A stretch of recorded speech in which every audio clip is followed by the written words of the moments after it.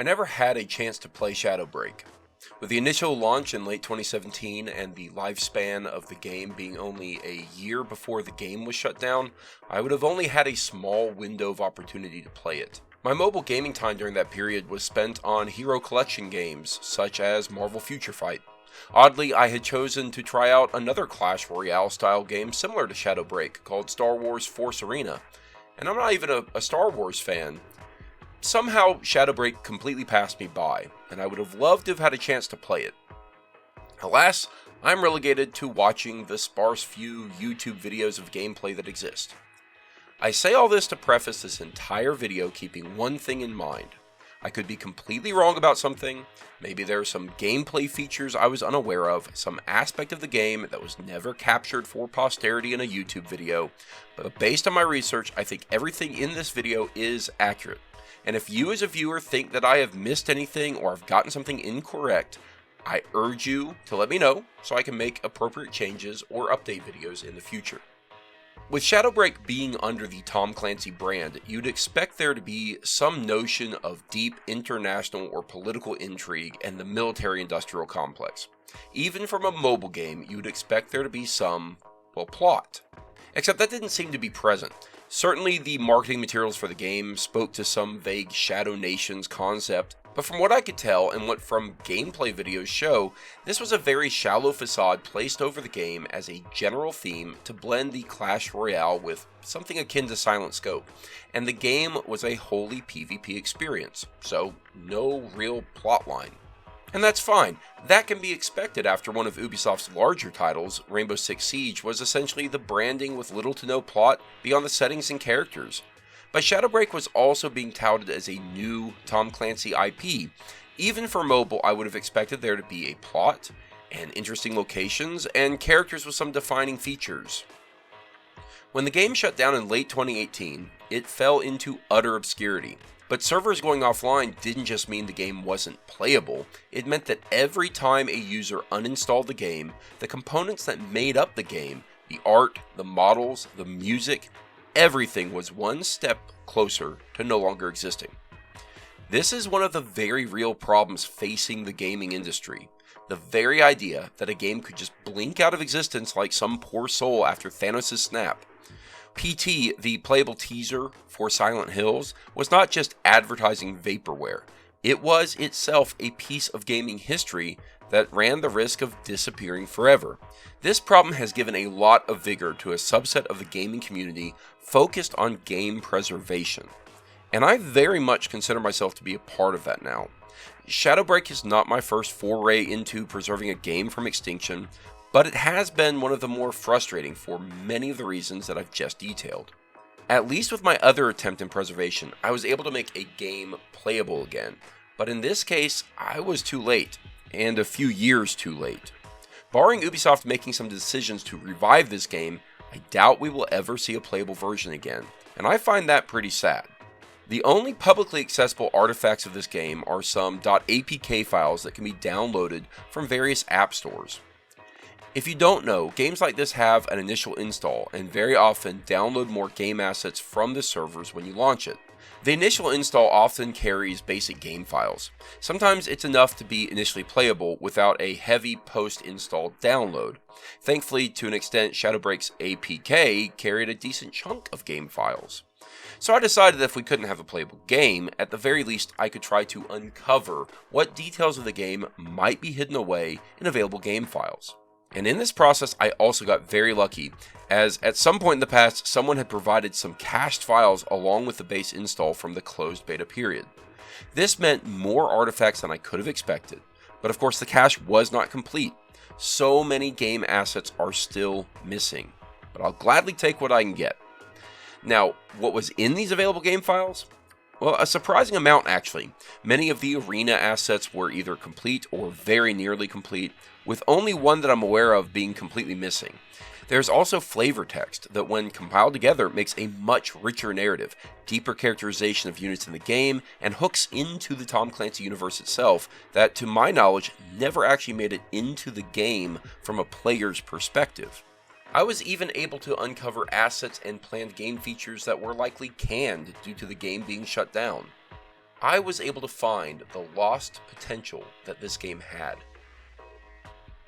The rest of this video is going to be formatted to help me tell the story of the game. I will include footnotes and interesting details and some trivia, and likely I'll find other ways to explore this game's richness for all the details that I can't cover in this video. It is bittersweet that the work of so many talented writers, artists, and programmers seem to be lost to time, but there is still the story, and I'm glad to be able to tell it.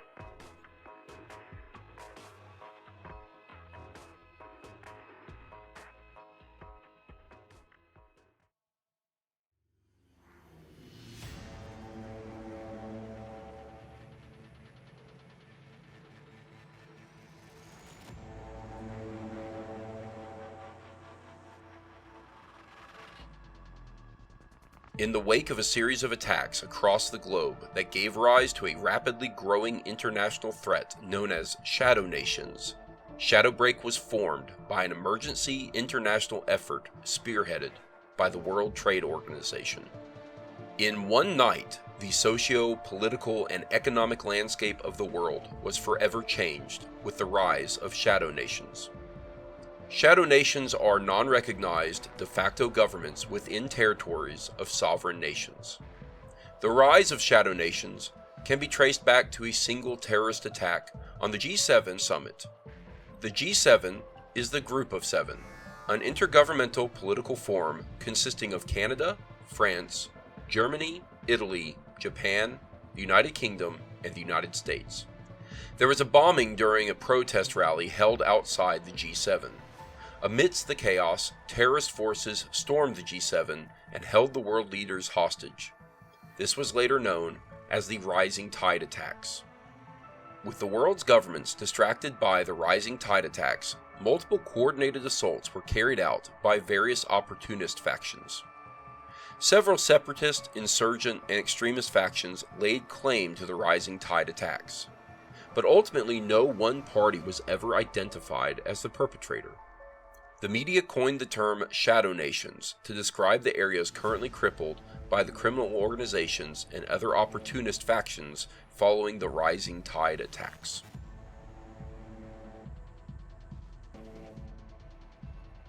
There was no way to respond to the rise of Shadow Nations on a traditional military front without causing further international incidents.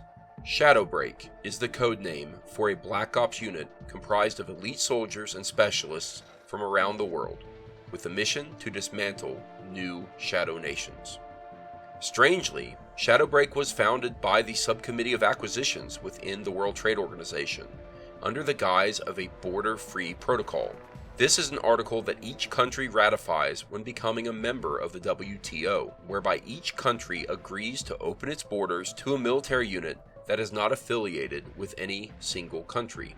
When the WTO triggered the border-free protocol in response to the Rising Tide attacks, the result was the formation of Shadowbreak. To join Shadowbreak, each member must renounce their citizenships and military careers. They are a citizen of nowhere, free to deploy anywhere.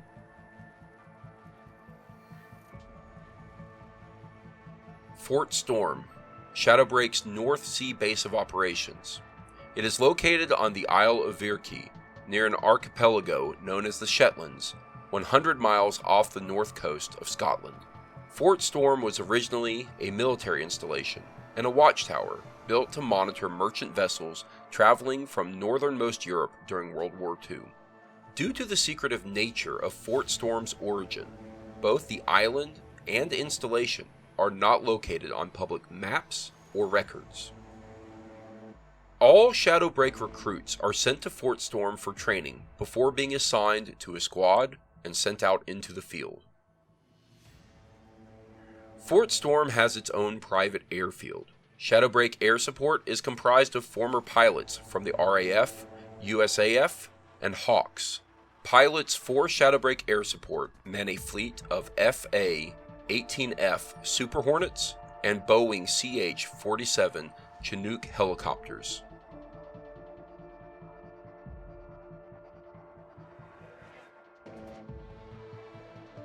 Shadowbreak operators are bolstered by advanced weaponry and technology designed by 0 Point Systems, a DARPA-like technology startup. 0 Point Systems was purchased by the WTO's Subcommittee of Acquisitions, as well as several other assets intended to aid Shadowbreak in their mission. 0 Point Systems was originally owned by White Box Technologies, a high-tech R&D defense contractor specializing in EMP research. 0 Point Systems provides Shadowbreak snipers with their ZPS XM1 Sniper Support Scopes, aka SSS, and ZPS XAC Experimental Active Camouflage. The SSS transmits data from the battlefield, coordinating attacks with other units via sync shots, as well as Shadowbreak air support. The optic array finds hidden or well-camouflaged threats, marking discovered targets to locate them easier during a mission. The ZPS XAC tactical gear uses light refracting fabric technology to allow users to blend into their surroundings.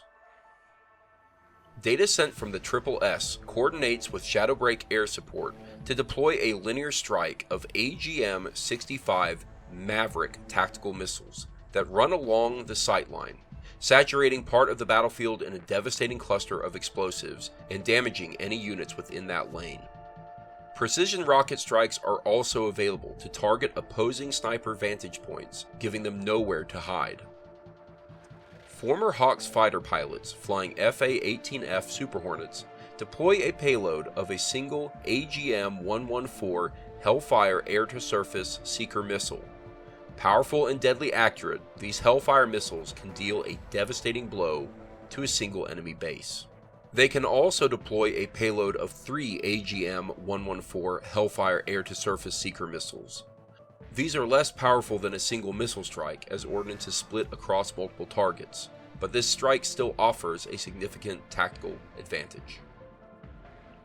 The Viper is a lightweight prototype automated missile delivery system, designed and built for Shadowbreak to provide indirect fire support without placing technicians at risk. Hydra is a larger, more powerful evolution of the Viper, with an ability to deliver a greater payload down the range. Bleeding-edge ordnance and technology make this portable artillery emplacement a deadly threat. Developed in parallel with Hydra, but mothballed due to rising costs, the Thundercloud bomblet launcher has been pushed into active duty due to Shadowbreak's increased need for automated combat systems. Drilling into the full metal jacket rounds, depositing a tier of nitro, and then resealing the casing creates nitro rounds that explode on contact. Hoppers, Hovercraft 0 Point Precision Recon, are target tracking drones that attack elevated units. Using a combination of predictive algorithms, motion sensors, and heat-seeking technology, they approach and open fire on any target above the battlefield. The Demolition 3 Nodal Shuttle, or Dennis, drone was designed for controlled demolition in areas with a high potential for landmines or IEDs, but now serves a modified combat use as an unmanned C4 delivery system. It received the designation nickname Dennis after it was discovered what a menace it created for enemy bases. The experimental non-lethal in-house development drone, also known as Enid, is the brainchild of some of the more technologically minded members of Shadowbreak, namely Gardner, Starfall, and Swarm. It pairs sensory technology used in hopper drones with a ranged electroshock weapon, making it capable of tracking and neutralizing multiple targets simultaneously. The name Enid was coined by Dust following a training exercise with the device. Named after his ex-mother-in-law, apparently the drone is just as big a pain in the ass as she was.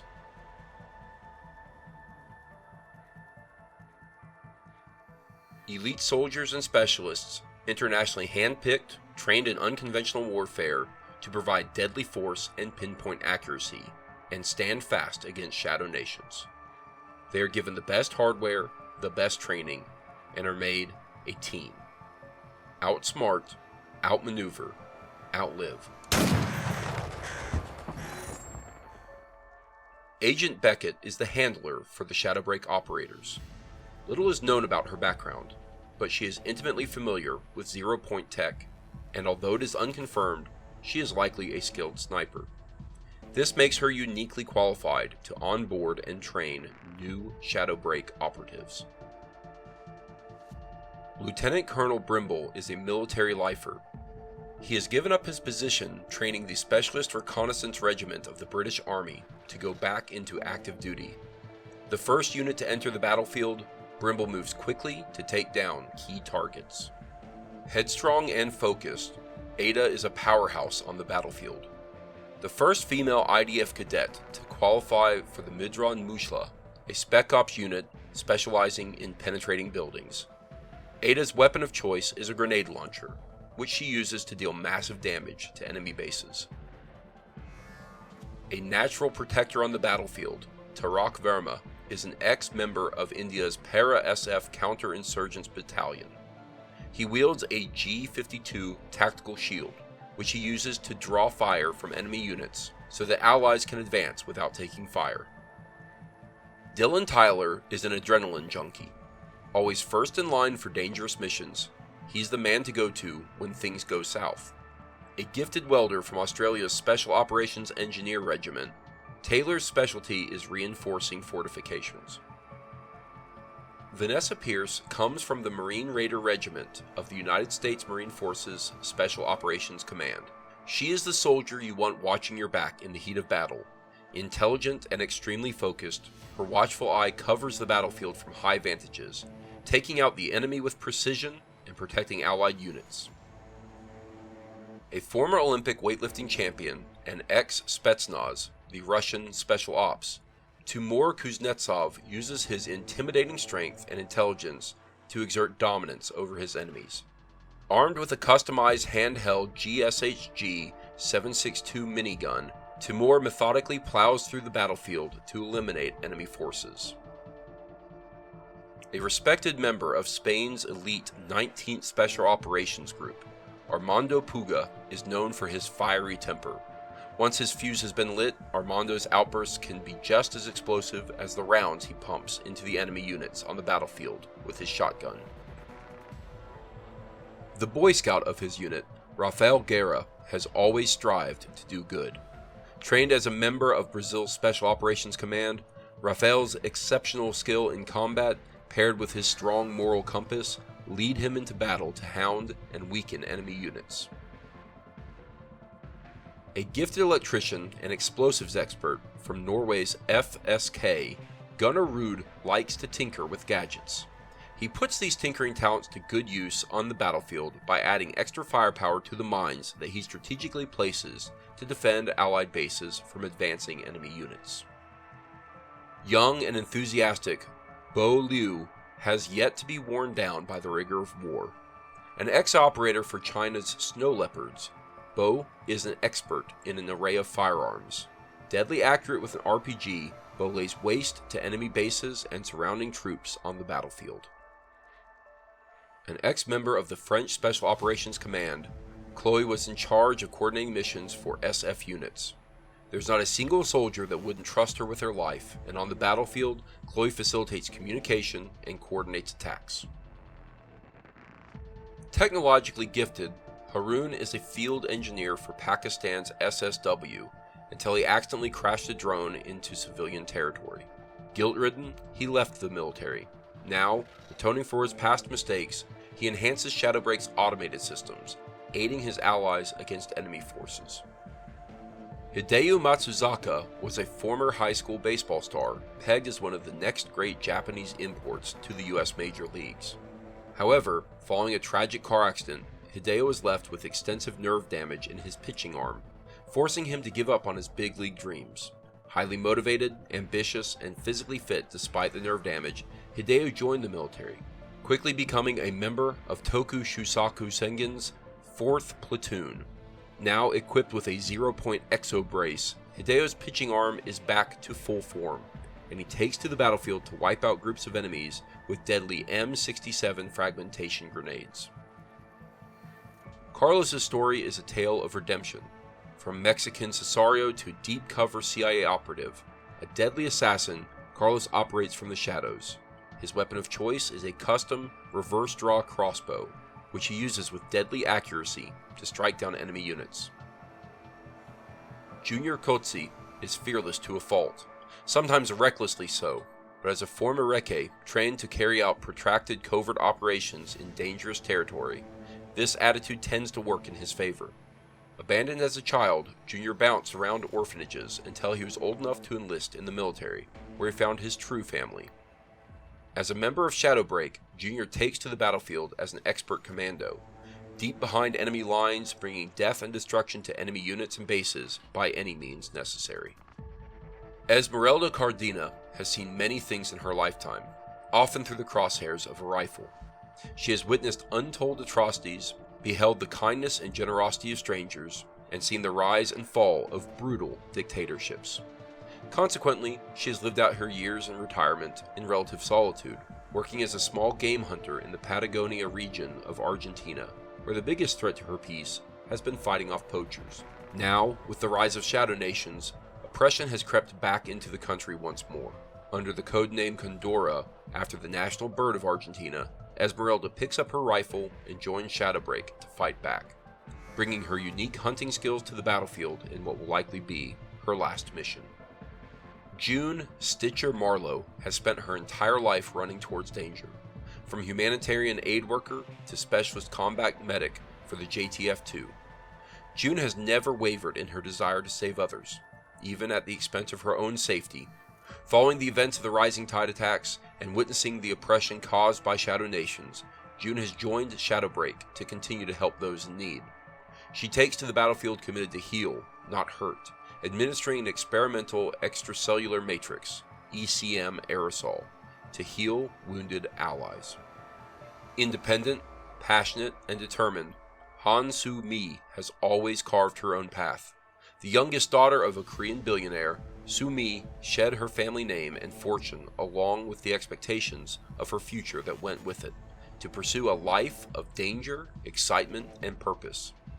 Now, a former member of South Korea's elite White Tigers, Soo-mi is an expert in rapid infiltration and counter-terrorism tactics. Armed with her custom-designed Smart Deploy 60mm mortar, which is outfitted with auto-relocating shells, Soo-mi carves her own path once more, but this time through a crowded battlefield, taking out elevated enemy units to protect her allies and help turn the tide against the Shadow Nations. Little is known of Trapper, other than that he is skilled in the use of traps and snares to prevent the forward progress of enemy units. Little is known of Countermeasure, an explosive ordnance disposal expert. He likely focuses on removing enemy mines.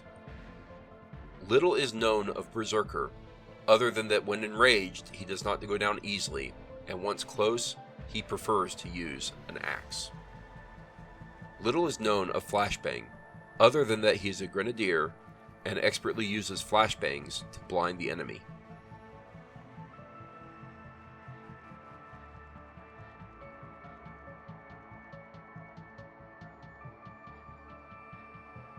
The story for operators begins at Fort Storm, the North Sea training facility. Fort Storm is a military installation located on the Verkey Island off the coast of the Shetlands. Originally built to monitor vessels traveling from northmost Europe during World War II, the installation is now the base of operations and training facility for Shadowbreak. After their initial training, they are sent on their first mission. The first mission takes place in the Red Lotus courtyard of Las Vegas. The briefing reads as follows. The Red Lotus Casino is no stranger to emergency operations. Rainbow Six was deployed to the casino to rescue kidnapped news reporter Trish Gracie back in 2010, and the Red Lotus Casino boasts one of the most advanced security systems and vaults on the Las Vegas Strip. What LVPD SWAT doesn't know is that we have intel which indicates that this is more than a robbery. Here's the sitrep. We have a bank heist turned hostage situation in the Red Lotus Casino in Las Vegas. Oberot, the rogue former Russian Spetsnaz outfit, has taken siege of the Las Vegas Strip. Oberot are a rogue ultranationalist faction from within Bodart, a Black Ops Russian Spetsnaz outfit. They are supported and financed by several families within the Russian mafia. Following the downfall of the Ravens Rock coup in Russia, Bodart forces were depleted. Bolstered by financing from several families from the Russian mafia, Oberot rose from the ashes of Bodark, stronger and deadlier than ever. The name Oberot is in keeping with Bodark's link to Russian folklore. Oberot means one transformed, and refers to men turning into werewolves. Intel suggests that the bulk of their forces are currently raiding the Red Lotus Casino. If we strike now, we can catch them off guard. The longer we can engage them, the better chances of survival for the rest of the city. Once the exterior of the Red Lotus is secured, the fight moves inside the building to the Red Lotus lobby. The mission brief reads as follows. Oberot have resorted to defensive countermeasures and hold up deeper inside the Red Lotus Casino to regroup, and they are supported by some serious hardware. There's a whole hotel's worth of hostages that can't be rescued until we loosen Oberot's foothold on the casino. They're depending on us for help. It's time to dig in and wear down Oberot's defenses, and we can't let up. The post-operation debrief suggests the following. Oberot has known ties to the infamous African warlord and arms dealer, General Isaac Sarika. The majority of Oberot's armory was acquired through Sarika. This takes the operative to the Age Shaluga mine, located at the Gulf of Guinea coastline. The mission briefing is as follows. A diamond mine turned slave camp off the Gulf of Guinea is under the rule of infamous warlord and arms dealer, General Isaac Sarika. The Gulf of Guinea is rife with mining opportunities. Gold, diamond, and rare earth deposits have been found across the area, including the Age Shaluga mine. General Isaac Sarika is a ruthless warlord and arms dealer from Kenya. Through brutal shows of power, his forces have spread the mines in the Gulf of Guinea, bolstering his army and his wealth. Surrounded by innocents, Sarika and his forces have the area on lockdown, bolstered by some serious weaponry. It'll take an all-out war to take control of the area. This isn't going to be an in-and-out op. The post-mission debrief finds that during the operation, crates of drugs, likely originating from the Herencia cartel, was found in the mine. This leads Shadowbreak operatives to the Santo Oro Monastery in Juarez, Mexico. The mission brief is as follows. Located in the heart of Juarez, Mexico, within an hour's drive of the US border, is the Mexican town of Santo Oro and the Juarez Monastery, which is the cartel's hub for coyotes crossing the border. Controlled by the Herencia cartel, Santo Oro is their major base of operations for human trafficking, as well as drug processing and distribution. The head of the Herencia cartel is Ignacio Herencia. However, it is his son, Silvio, who has brought bloodshed to the region, trying to further the reach of the cartel. Intelligence gathered by the NSA and CIA suggests that Silvio Herencia has been making moves to take control of the Herencia cartel from his father. The bulk of the cartel's product and income is funneled through here, and a protracted full frontal assault will ultimately slow down their operations, hitting them where it hurts, their pockets. During the operation at Santo Oro, shipping containers tied to the Cheng freighter were discovered. This, along with information from the Chinese government, has led Shadowbreak to that merchant vessel on the Singapore Strait. The mission brief is as follows. The Chinese government has revealed that one of their research vessels posing as a merchant freighter is under siege in the Singapore Strait. The Singapore Strait is a major hub for the world's mercantile commerce, and the sheer volume of ships has allowed piracy to thrive. The Ular Naga Piracy Syndicate is one of the biggest threats to the merchant freighters on the Singapore Strait. Over 68% of all attacks against freighters are carried out by the syndicate. The modus operandi of the Ular Naga Piracy Syndicate is to pilot freighters disguised as commercial vessels, board victim freighters, offload their cargo, and then leave them with only enough fuel to make it back to the port. The intel suggests that the Ular Naga Piracy Syndicate is behind the attack, and that it's targeting an experimental cargo with bioweapon implications. The Chinese government has requested our assistance, so we need to keep this strictly Black Ops. Shadowbreak believes they have found who is spearheading the Shadow Nation's effort. Documents discovered on the Chang freighter create clear ties to the Akeko Financial Group.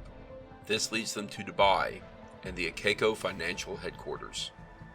The mission brief is as follows. The Akeko Investments Headquarters based in Dubai, is a dummy corporation facilitating financial transactions between shadow nations. Akeko Investments is a relatively new player in Dubai's business bay. Its financial headquarters dominates the skyline as one of the tallest buildings in the area. While Akeko Investments' financial headquarters may be located in Dubai, they have other holdings, assets, and connections around the world. We need to know who Akeko is a front for, but their sizable resources point to a heavy resistance, even from a rooftop breach. We're close to answers and they know it. Protected by an elite paramilitary force, this building is about to become a war zone. We need to go all out and hit them with everything we've got. After a successful operation in Dubai, communications were received from Fort Storm. They were besieged. The mission brief is as follows. In a vicious counterattack, Shadow Nation forces have launched a coordinated attack at the heart of our operations. We can't mount an effective counterpush. Our entire organization's existence is in jeopardy. It's time to stand firm. We knew this blowback was coming, and it's time to soldier up. This is where the original story for Shadowbreak ends. It is unclear what was planned beyond this point.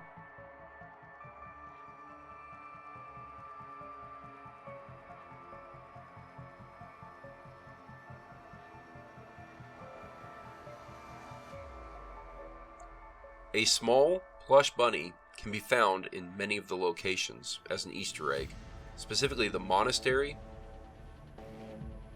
the Las Vegas courtyard,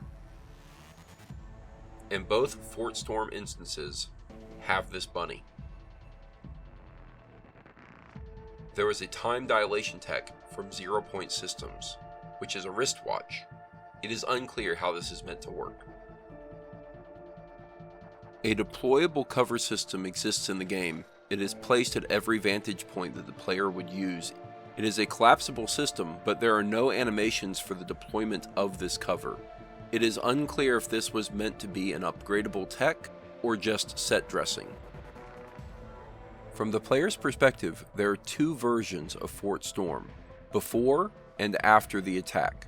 The primary changes between the two are the destruction of the lighthouse and damage to the ground. However, there is actually a third version of Fort Storm. This has a completely different layout, and while it shares many of the same landmarks, it is unclear how this version was meant to be used. For this video, I used it as a backdrop to show off the characters. I hope you enjoyed this video and the new type of content that I'm bringing. This video has certainly been a labor of love, so I greatly appreciate your time in watching it.